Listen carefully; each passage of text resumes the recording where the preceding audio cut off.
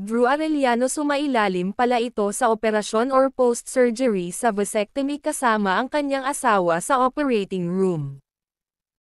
Ibinahagi ng kanyang asawa na si Iya Villania Arellano sa Instagram ang katatapos lang na vasectomy surgery ng kanyang asawa na si Drew Arellano.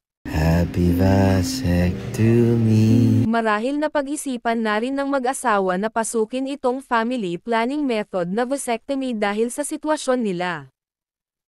Dahil meron na silang 5 anak na kung saan ang panganay nila na si Primo ay 8 years old pa lamang at ang kanilang bunso ay mahigit palang 2 months old. Kapag bilangin mo ito ay halos 1.5 year lang ang pagbubuntis ni Iya. Ang vasectomy ay isang paraan ng family planning para sa lalaki, na kung saan pinuputol ang ugat nito na dinadaluyan ng sperms or semalia ng lalaki at sinisilyuhan para hindi na makapagbubuntis ang lalaki. Si Drew Arellano at Iya Villania Arellano ay parehong mga TV personalities. Si Drew ay 45 years old pa lang at si Iya naman ay 38 years old. Silang dalawa ay mga huwarang asawa sa isa't isa, ganon din sa kanilang mga anak.